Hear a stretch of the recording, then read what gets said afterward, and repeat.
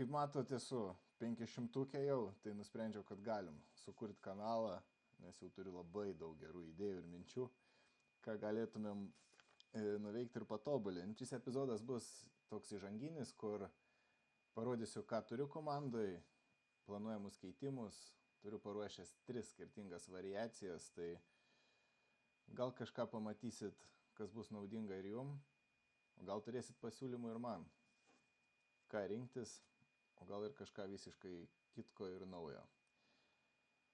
Tai kaip jau ir minėjau, iššokau į 500, matot paskutinio turo rezultatus plus 300 pozicijų, pakilta 300 pozicijų į viršų, tai galim pasidairyti po komandą. Pradžiai turbūt parodysiu 10 turą, sezonas įsibėgėjęs, nebematau prasmės turbūt eiti pačią pradžią, tai galim nueiti 10 turą.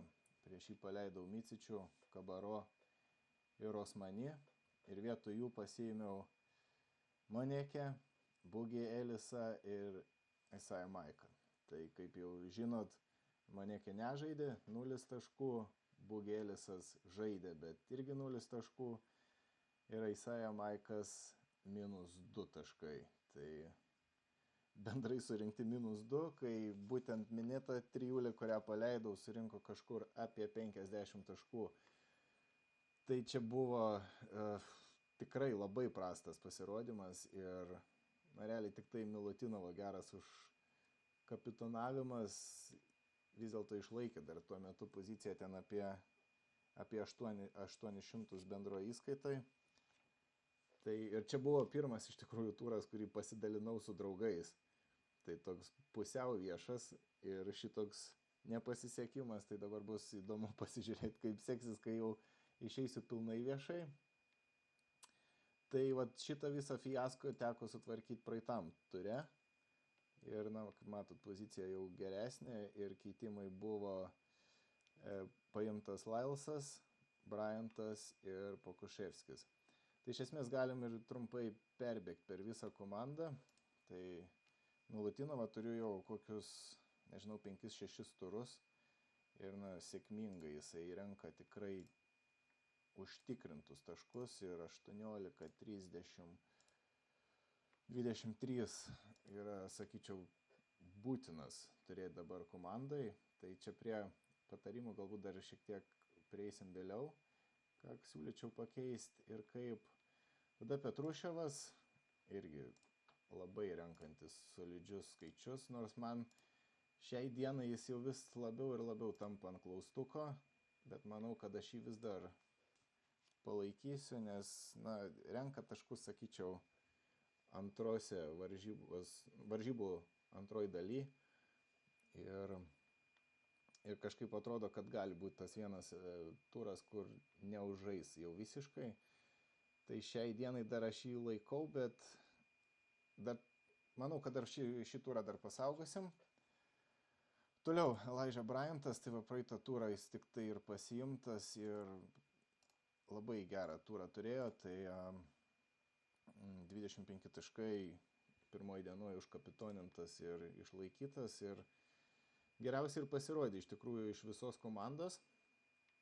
Toliau turim Haifajų, Hifi, ar kaip bereikėtų jį tarti, tai irgi, kaip ir Petruševas, renka taškus, bet renka antroji varžybų daly ir laukiu vis dar iš tikrųjų, kada jis dar iššaus vieną turą ir tada galimai bandysiu aš jau gal jį net ir paleisti, nes kaina jau dabar turi neblogą ir jo kaina yra šiai dienai 1,85. Tai manau galim kažką pasiėmus dar ir pigesnio, kažkur kitose pozicijose kažką pasistiprinti. Bet šiai dienai vis dar turiu ir jis vis dar solidžiai pas mane laikosi. Toliau Francisco, čia kažkokių labai daug komentarų nereikia, Žalgirį turbūt žiūrit dauguma, kaip matau, nemažai jūsų ir turi jį 17%, tai kol nėra Goso, turbūt, kad jo paleisti nėra prasmės. Toliau turim Wrightą, va čia ir manau, kad bent jau vienoj variacijoje aš jį paleisiu. Ir matom šiek tiek sušlubavę buvo taškai rinkimas, 7 tik tai praeitam ture. Ir taip ir žaidžia, atrodo toks ant traumų ribos, tai kažkaip manau, kad bandysim leisti, ypatingai kai turiu Milutinovą, tai antras netgi centras nebelabai yra toks svarbus. Ir matau, šiuo metu yra 3 geri gynėjai, manau, kad paimsim dar ir 4, tai tas netgi 6 pozicijos žaidėjas irgi turbūt bent jau teoriškai turėtų būti gynėjas, tai kažkiek centrą galėsiu bandyti atlaisvinti ir pasimti galbūt pinigų kitom pozicijom, nes kaip matot, čia šiaip reikėtų stiprinti puolėjų grandį. Turiu Lylesą, kurį ir pasiėmiau praeitam ture ir labai prastai. Iš tikrųjų, kaip žaidėjų už 1 700 000 surinkti 5 taškus, tai labai ne kažkoks rezultatas ir nežinau, prieš tai turėjo gerus turus, dabar žais aišku prieš Žalgirį, tai irgi kažkaip nesinori turėti žaidėjų, kurie žaidžia prieš mūsų komandą, bet bus kai kuriuose variacijose keičiamas ir jis. Toliau turiu Biberovičių, kuris vat ir dėl to fiasko keitimo 10 ture, tai jisai liko dar ir 11 turui ir jo reikalavimai jam buvo tiesiog ne iki minusą, nes jis čia turėjo tikrai, nežinau, 8, man atrodo, turas va -8, 9 7 kaip ir surinko, kaip ir neblogai, 10 4, 11 0, tai va sakau, kad jisai bent jau nebūtų minusinis, bet va, matau, kad ir pinigai pavažiavo žemyn 11 ture, tai šitas yra, sakyčiau, Biberovičius yra pirmas sąraše, kurį norėčiau išbraukti iš komandos iš tikrųjų. Turim Quiną Ellisą, kuris iš tikrųjų renka labai neblogus taškus, ypatingai va paskutiniam ture blikstelėjo, bet vis dėlto turiu netgi visose variacijose jį planuoju keisti, tai parodysiu, turbūt net ir numanot, į ką keisim. Pinigais kilo neblogai ir uždirba pinigų, bet kažkaip man iki galo jisai nelimpa ir bandysim turbūt keisti jį. Ir paskutinis irgi praeitą turą tik tai paimtas, kainavo jisai 166 000 ir surinko 18 taškų, tai čia Pokuševskiui reikia turėti savo komandoje, manau, kad čia vat ir galėtų būti pirma rekomendacija, ką galit pasiimti. Tai pasiimti jį net jeigu jisai ir, nežinau, turėtų nedidelį minusą už tokią kainą. Aišku, dabar kaina kilstelėjo iki 258, bet vis dar manau, kad čia yra labai geras papildymas, ypač jeigu norit atlaisvinti pinigų kažkokiem kitiem pirkimam. Tai va, tiek trumpai apie komandą, čia dar irgi galiu praeito turo kažkiek skaičius parodyti, tai 154 taškai, pozicija 396, kažko labai išspaus daugiau ir negalėjau, turbūt nebent rizikuotim antrai dienai tą patį Ellisą statyti 6 žaidėjų, bet kaip ir patys mato turbūt, kad Wrightas vis tiek atrodė logiškiau prieš varžybas, tai tuo atveju būčiau dar kažkiek išspaudęs, kapitonas parinktas geriausiai iš visų, kokį tik tai žaidėją čia turėjau, 25 taškai, tai padvigubinti biudžetas paaugo 542 000. Nėra geriausias sezono rezultatas, ten sezono pradžioje pavyko ir po beveik 1 milijoną pakelt, bet sakyčiau gerai. Pozicija 400, kaip ir matėt prieš tai pakilta bendra pozicija 300 vietų aukštyn. Taip, tai galim pereiti prie keitimų. Kaip matot, yra likę 500 000 laisvų pinigų, čia praktiškai jie ir liko nuo Pokuševskio paėmimo. Tai galėsim galbūt juos kažkaip įgalinti šitam ture. Tai visų pirma, kaip ir minėjau, pakeisti noriu Biberovičių, jį reikia parduoti. Turim 884 000. už šitą sumą kaip ir nelabai vis dar turiu ką pasiimti. Tai keisim naudosim visus keitimus visuose variacijose, pakeisim po 3 žaidėjus. Tai dar ką noriu paleisti, kaip irgi kalbėjau, kad Mozesą Wrightą. Ir šitoj vietoj galim vietoj Mozesą Wrighto paimti naujoką lygoj, Kennethą Faridą. Ir kaip matot, jisai apie 700 000 yra pigesnis už Wrightą. Tai dar atsilaisvina pinigų, turim jau daugiau negu 1,5 milijono. Ir šitoj vietoj pasirinkimų kaip ir yra. Alfa Diallo, Osmanas, Clyburnas, Sajetas pats Maikas turėtas, bet aš manau, kad piniginių atžvilgių ir kainos kilimų keliausim iki net neberandu kelinto puslapio, bus lengviau atrasti šitaip. Manau, kad verta pasiimti Armelį Traoré. Dėl kelių priežasčių, nes žaidžia jisai ir renka taškus tikrai gan solidžius, 15 taškų, 22, kaip už žaidėją, kuris nekainuoja milijoną. Manau, kad kils ir kaina toliau, tai bus ir apsimokės jį turėti dėl didesnių pinigų, bet ir yra kita dar vieta, kad jie žaidžia pirmą dieną. Tai va tas pats Diallo ir Traoré iš variantų, bet sakyčiau, Traoré turi didesnę galimybę keltis kainą. Tai lieka vis dar 600 000 ir kaip irgi kalbėjau, kad noriu parduoti Quinną Ellisą. Šiaip nelabai noriu parduoti, renka neblogai ir kaip toks ketvirtas gynėjas, jis visai atrodo neblogai, bet manau, kad vis dėlto negalim ignoruoti Aleksos Avramovičiaus. Na, kol kas sugrįžimas labai stiprus ir žais dabar prieš Panathinaikosą, tai manau, kad vis tiek ir dėl to paties pinigų kelimo. Tai gan pigus visi variantai, visi 3 apie milijoną. Pinigų netgi dar lieka daugiau negu aš jų atsinešiau, 600 000.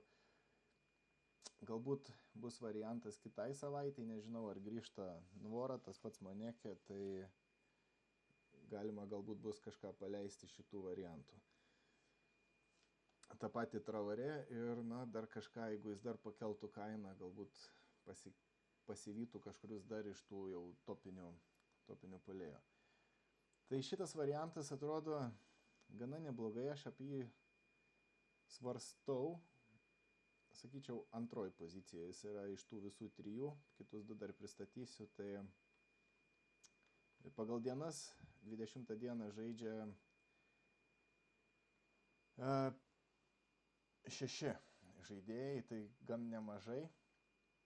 Traoré žais pirmą, tai galėsiu kapitonais pasižaisti 3 dienas. Gynėjų grandis atrodo gan stipri, aišku, negarantuotai, kad jie visi užžais, bet jau vien iš šito galėtum surinkti pagrindinius 3, Avramovičių statyti kaip 4 žaidėją, turėti Petruševą pirmoji dienoj, Lylesą, Faridą ir, kaip atsarginį dar turėti Milutinovą centrą, tai netgi tas išsidėstymas 1-1-3. Lylesas taip pat, toks yra ką pakombinuoti, bet galim turbūt eiti prie kitų variantų. Tai atstatom, grįžtam. Dabar antras variantas, kuris kuo ilgiau aš jį žiūriu, tuo jis man labiau nebepatinka. Kažkaip dar atsarginio nesugalvojau, bet parodysiu jį ir jum. Tai Quinną Ellisą parduodam, pasiimam Avramovičių. Tai šitas bus visuose 3, kažkaip labai tikiu, kad šitas treidas bus naudingas. Pasistatom Avramovičių. Tada taip pat paleidžiam Wrightą. Ir vietoj jo pasiimam Kabengelę, kuris grįžo. Šiaip aš jį gan ilgai turėjau, iki kol jis susitraumavo. Tai tikrai sezono pradžiais man tempė labai gerai, prie Žalgirį irgi atrodė solidžiai, taškų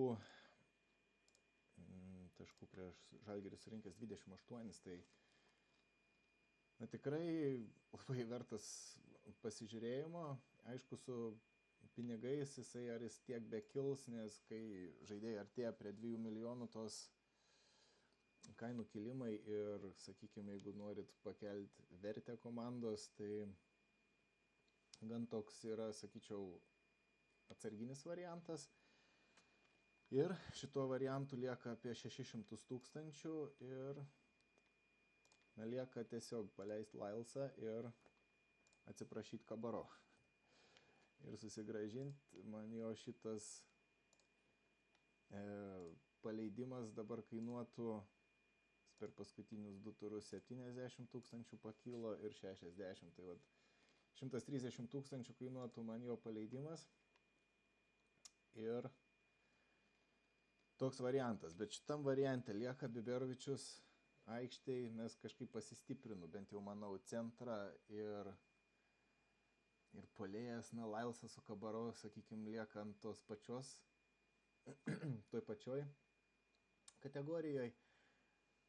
Tai toks kaip ir keitimas į niekur, centrai žais skirtingom dienom, kas visai neblogai. Turėsim Kabaro 21 dienai, kas visai gerai dengiant su Petruševu. Biberovičius, Pokuševskis lieka, aišku, ant atsarginių ir vėl turim tos pačius 4 gynėjus. Tai šituo atveju kažkam neužlošus, turėtumėm dar Kabaro. Aišku, Lylesą turėtumėm ir anu atveju. Pinigų liktų dar daugiau, tada turėčiau jau beveik 700 000.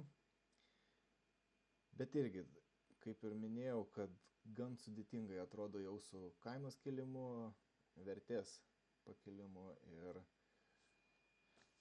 toks variantas, bet parašykit, kaip manot, ar apskritai čia vertas dėmesio. Ir tada trečias variantas, kuris man vis darosi patrauklesnis. Tai šitam variante paliekam Wrightą, nes kaip ir turim du centrus ir, jeigu reikės, galėsim jį mes ir pakelt, bet tai kaip ir pirmuoju variantu paleidžiam Biberovičių, pasiimam Traoré.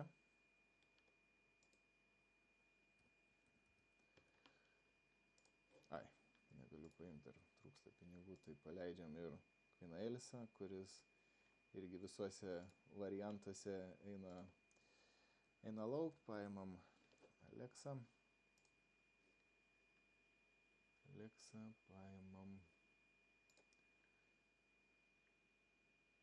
paimam Traoré ir vėl neišeina. Nes esmė yra parduoti Lylesą ir vietoj Lylesą pasiimti Kabaro. Ir tada beveik toč išeina Traoré.